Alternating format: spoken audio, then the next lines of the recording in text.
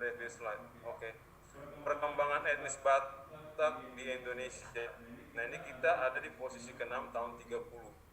Tahun 30 itu kita posisinya ada di 2,04% di secara geografis.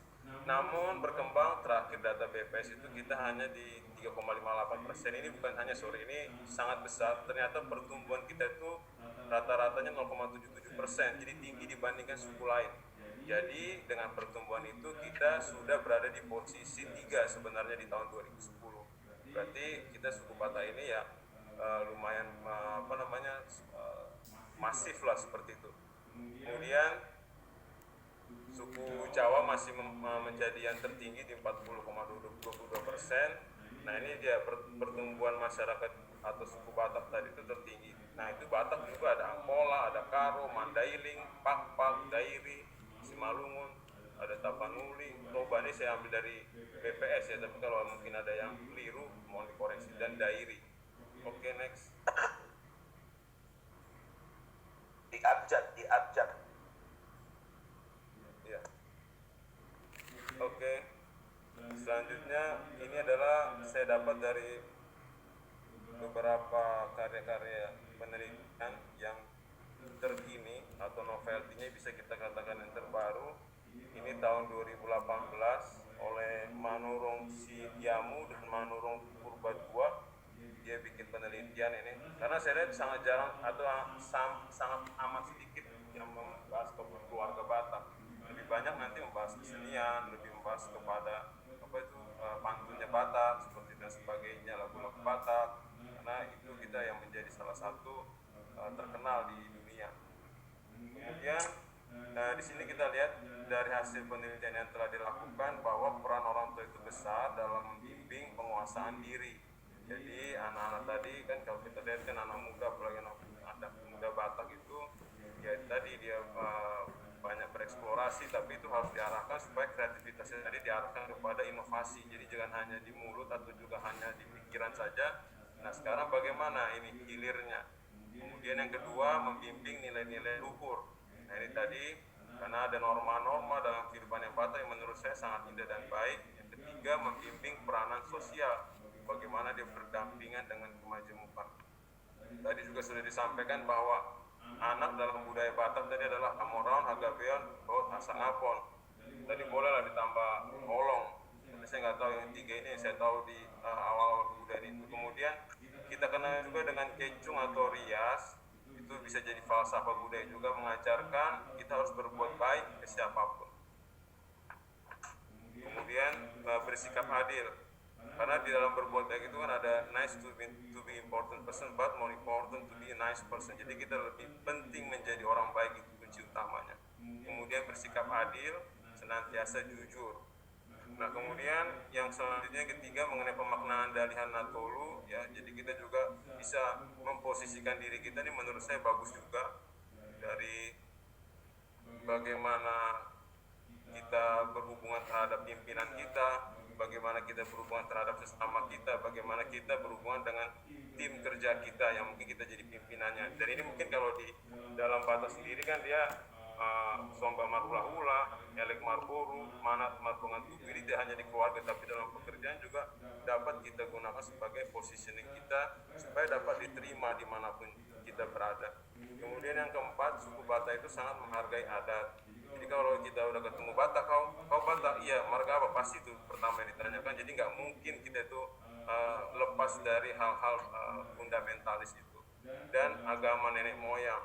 Nah, ini juga yang kita perlu saring tadi. Kalau memang ada beberapa pendapat juga secara teolog seperti itu, ya memang kita juga harus hargai, tetapi kita juga harus tetap bisa bersikap sebagai pedoman hidup kita. Itu bagus bahwa agama atau keyakinan, tapi ada juga mungkin yang negatif yang mungkin dulu nenek moyang kita tahu juga bukan mengenal agama Nasrani contohnya seperti itu. Ada beberapa yang misalkan berbuat tidak baik, misalkan membunuh dan sebagainya, itu bolehlah kita tinggalkan kehidupan kelam itu. Oleh karena itu tadi penguatan pendidikan karakter, sebenarnya orang Batak ini karakternya kuat, yaitu pasti berbeda lah kalau udah tampil di antara suku-suku lain, pasti dia beda, dia punya karakter. Nah itulah yang dibentuk oleh keluarga Batak dari konsep dari Nahdlatul, falsafah dan pengalaman keberagaman. Next slide.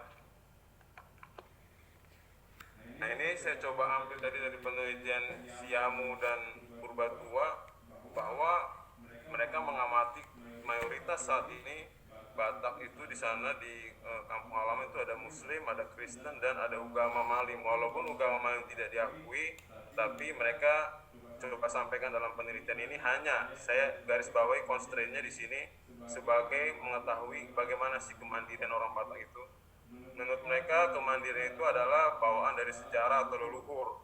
Jadi dimanapun bumi dipijak, nah disitulah kita harus menjadi seorang karakter yang baik. Kemudian kita selalu patuh kepada petunjuk orang tua, itu kuncinya. Dan kebanyakan ya kalau melawan saya agak susah sih. Ataupun kalaupun sukses dia berkelok-kelok dulu lah hidupnya mungkin. Kemudian yang selanjutnya motivasi keberhasilan. Kita tuh selalu termotivasi untuk sukses ya. Kita selalu dari kampung, kalaupun dulu orang tua saya bilang dia petani dulu, kemudian sekolah di perguruan tingginya di Jakarta, pokoknya bagaimana menjadi sukses. Nah itu kita masih mentoknya di sukses, tapi belum sampai mungkin berbuat lebih ya untuk bukan sekadar pribadi tapi berbuat untuk sesama. Itu kita harus coba lebih mungkin nanti dalami lagi. Nah itu dia orang tua kan sebagai pendidik atau yang terutama dalam mendidik anak tadi. Kemudian dari cita-cita sukses itu sama ya di Kristen maupun di Muslim juga semua sama-sama menjadi sukses di perantauan khususnya. Kemudian dari tanggung jawab, ini orang Batak ini tanggung jawab ya pada dasarnya seperti itu. Kemudian yang selanjutnya adalah norma-norma adat, ya dia taat kepada norma-norma adat. Oke, next slide. Nah dari situ coba saya ekstrak, saya ambil menjadi satu bahwa dalam keberagaman tadi itu ada hal kesatuan. Pertama, kita itu walaupun beragam-ragam, contoh tadi Siahaan dengan Nasution. Nah, walaupun satu Muslim, satu Kristen, itu pasti akan erat hubungannya. Dalam arti, oh ya, seperti abang adik, seperti itu. Itu saya tahu dari ibu saya ya. Nah, seperti itu. Itu diceritakan bahwa kita walaupun berbeda-beda, dengan adanya adat ini bisa menjadi satu ternyata. Kemudian, anak sebagai generasi penerus tadi itu yang membanggakan, sukses. Nah tadi juga dibahas secara biologis bagaimana supaya menjadi unggul. Jadi kalau bisa kan katanya anaknya dulu yang anaknya dulu yang makan baru dia kan seperti itu. Jadi maksudnya mengutamakan anaknya dulu berhasil. Jadi kalau bisa misalkan bapaknya S1, anaknya S2, kalau bapaknya S2, anaknya S3, seterusnya sampai S berapa tadi S7 kan gitu. Kemudian orang tua sebagai pusat pendidikan khusus dalam memberikan arahan supaya anak lebih berhasil. Nah ini dari yang saya sampaikan bahwa kalau bisa anak itu selangkah lebih maju lagi dari orang tua dan seterusnya. Oke, next slide. Nah ini coba saya juga ekstrak lagi dari beberapa hasil riset dan juga mungkin empiris ya. Ini dari risetnya McGrindle tahun 2019. Tadi yang disampaikan ada generasi X, Y, Z, and Alpha. Nah kita ini sekarang sebenarnya yang sudah ada terakhir itu di generasi Alpha ini sudah ada saat ini seperti anak saya itu udah generasi Alpha karena dia di bawah 1 tahun. Nah generasi milenial ini saya nih generasi Y, bapak saya di baby boomer. Jadi sebenarnya warna ungu ini sudah mulai akan ditinggalkan gaya hidupnya. Yang ungu ini akan mulai ditinggalkan karena gaya hidup kami yaitu adalah pertama sosmed yang akhirnya nyebar juga ke bapak saya, ke ibu saya, mereka bersosmed. Oh ya puji Tuhan, alhamdulillah mereka bisa beradaptasi dengan itu. Tapi mungkin dengan beberapa aksesibilitas mereka akan terbatas. Kalau saat ini kan dituntut nih cepat semuanya. Ya kita nggak bisa ingkari. Dulu bapak saya bilang kalau mau lulus S1 aja bisa 6 tahun lebih bahkan. Sekarang 3,5 tahun itu sudah bisa. Karena apa? Akses jurnal internasional cepat. Kemudian kita mau cari data juga sudah mulai baik dan rapi lah tersusun seperti itu. Kemudian umurnya di 26 sampai 40 tahun. Oleh karena itu juga kenapa kemarin presiden kita mencoba mencari generasi milenial karena kita bercoba untuk berkompetisi dengan dunia karena di beberapa negara dunia juga sudah menggunakan generasi milenial tadi itu sebagai decision making. Cuman sayang di Indonesia ini kan pengaruh media dan juga beberapa kritikan itu kan kadang pedas ya. Jadi belum anak mudanya maju itu udah dihajar habis-habisan seperti itu. Nah ini juga yang membuat kadang generasi muda yang saat ini kan tidak tahan banting ya, ataupun mentalnya itu tidak seperti mungkin angkatan bapak saya di baby boomer yang mungkin kalau dipukul sekali bisa dipukul lagi 3 kali seperti itu. Kalau sekarang kan nggak pukul sekali udahlah gitu.